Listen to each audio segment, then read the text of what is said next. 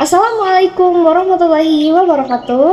Halo teman-teman, gimana kabarnya hari ini? Lagi ngerasa seneng kan? Apa ngerasa sedih?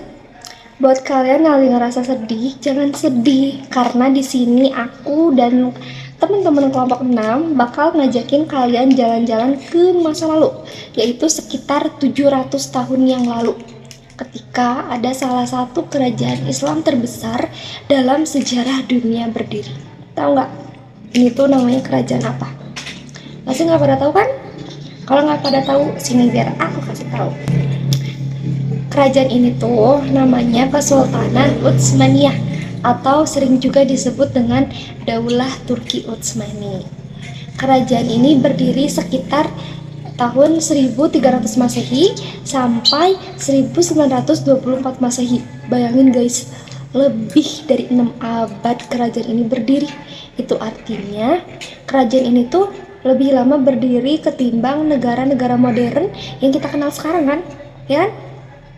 Nah, selama lebih dari 600 tahun, kekuasaan Turki ini membentang guys dari Eropa, Asia, bahkan sampai ke Afrika. Seluas itu kan.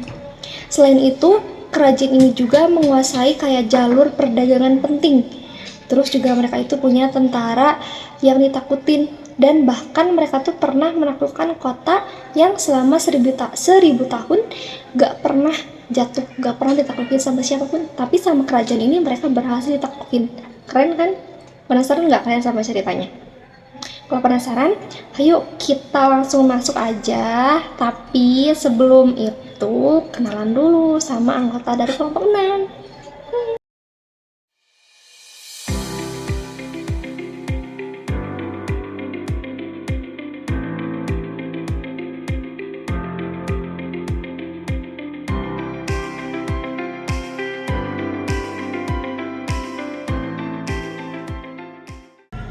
Oke teman-teman, jadi cerita ini tuh dimulai dari seorang pemimpin yang bernama Osman I.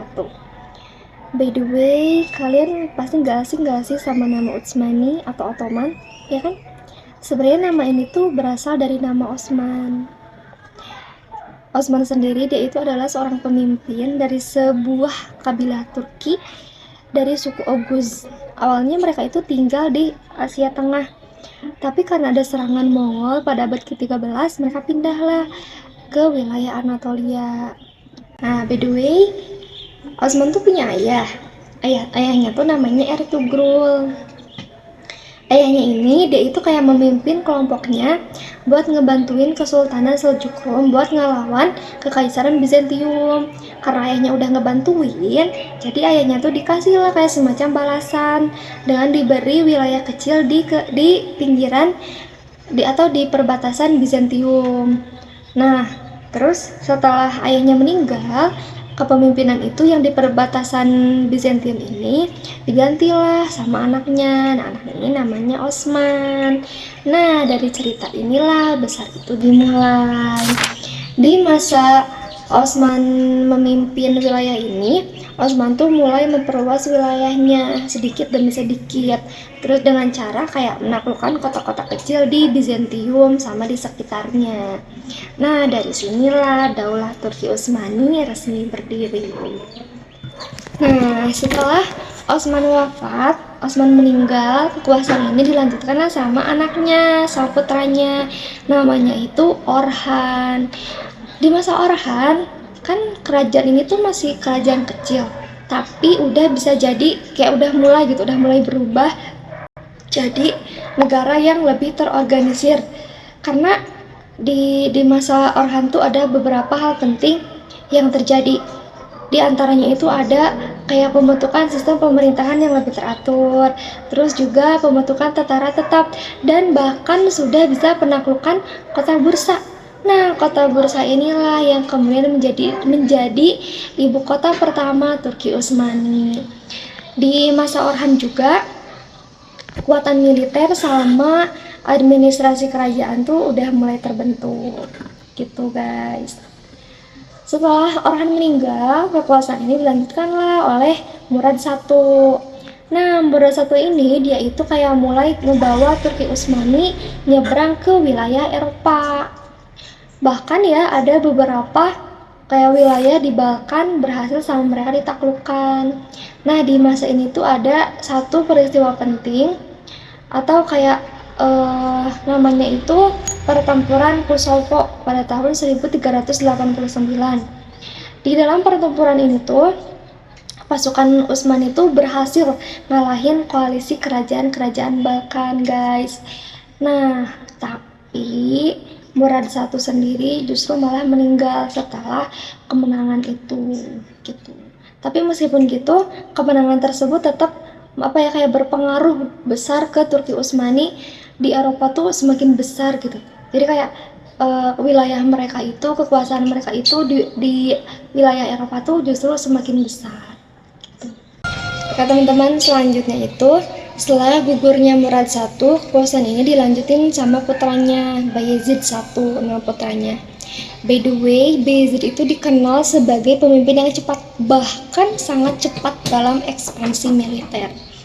Yaitu berhasil kayak memperluas wilayah Turki Utsmani hingga mengepung kota Konstantinopel atau ibu kota Bizantium. Bayangin guys, yang tadinya cuma di pinggiran Bizantium, sekarang udah bisa ngepung ibu kota Bizantiumnya. Cuman pada masa ini tuh terjadi peristiwa besar. Peristiwa besar ini tuh Bayezid itu ngelawan kayak penguasa besar di Asia Tengah, yaitu Timur Leng. Namun dalam pertempuran Ankara 1402, pasukan Bayezid mereka itu mengalami kekalahan besar dan Bayezid bahkan tertangkap. Akhirnya Turki Utsmani ini sempat mengalami masa krisis dan perebutan kekuasaan, karena kan pemimpinnya nggak ada tuh, ya kan. Sampai anak-anaknya Bayezid itu saling kayak berebut kekuasaan selama sekitar 11 tahun lamanya. Sampai kerajaan itu terpecah belah dan stabilitasnya pun terganggu. Jadi bayangin nih guys, yang asalnya kerajaannya itu kuat, ditakutin, tiba-tiba gak jelas, gak punya pemimpin yang jelas. Bahkan para pangerannya juga, mereka tuh malah perang buat nentuin nih siapa yang bakal jadi sultan selanjutnya. Nah, masa-masa ini tuh dikenal sebagai Ottoman Interregnum. Namun sampai akhirnya ada anaknya Bayezid, salah satunya itu adalah Mehmed I. Mereka itu berhasil ngalahin saudara-saudaranya dan mempersatukan kembali kekuasaan Ottoman yang sudah terpecah belah. Setelah Mehmed I, kekuasaan pun dilanjutkan oleh Sultan Murad II. Sultan Murad II ini memperkuat kembali militer Utsmani dan melanjutkan ekspansi ke wilayah Balkan. Ia juga beberapa kali berperang melawan kerajaan-kerajaan Eropa yang mencoba menghentikan perkembangan Turki Utsmani ini. Nah, puncak peristiwa penting dalam sejarah Turki Utsmani ini terjadi pada masanya putra Murad II, yaitu Mehmed II yang juga dikenal sebagai Muhammad Al-Fatih. Sejak kecil, beliau sudah memiliki cita-cita yang besar, yaitu menaklukkan kota Konstantinopel. Sekali lagi, kota Konstantinopel, kota yang sangat amat kuat. Kotanya dikenal dengan bentengnya yang tebal, dilindungi laut, dan sudah bertahan lebih dari 1000 tahun sebagai ibu kota kekaisaran Bizantium.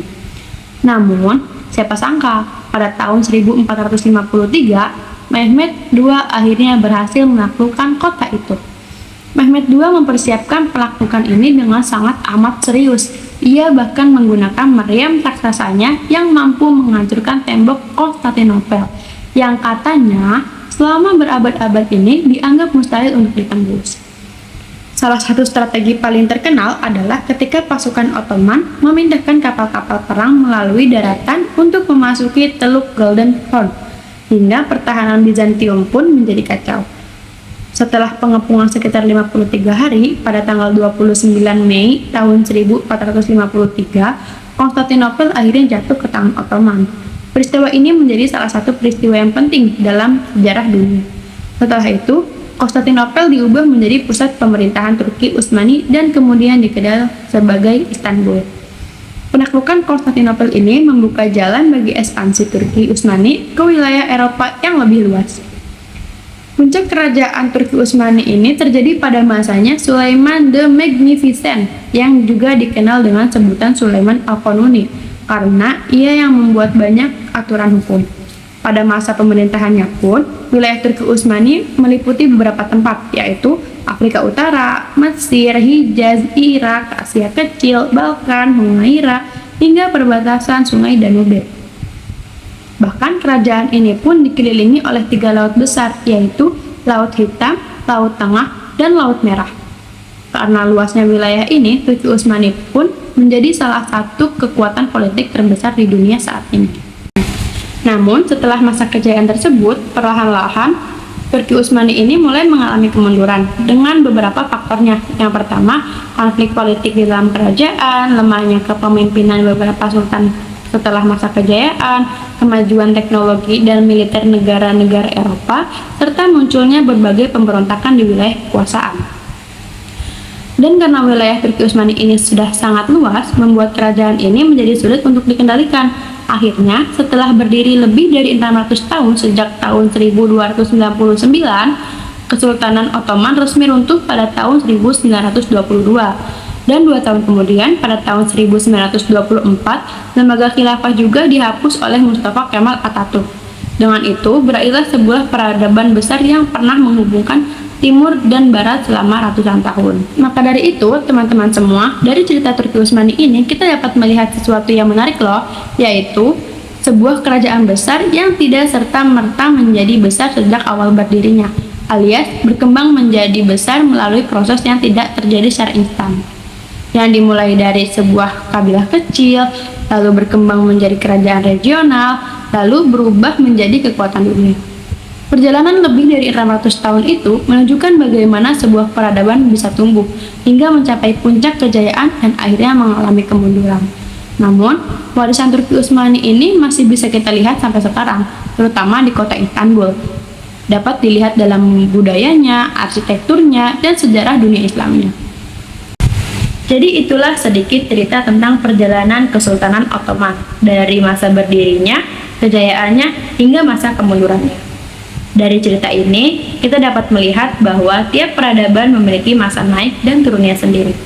Sekian dari kelompok kami, terima kasih dan sampai jumpa lagi.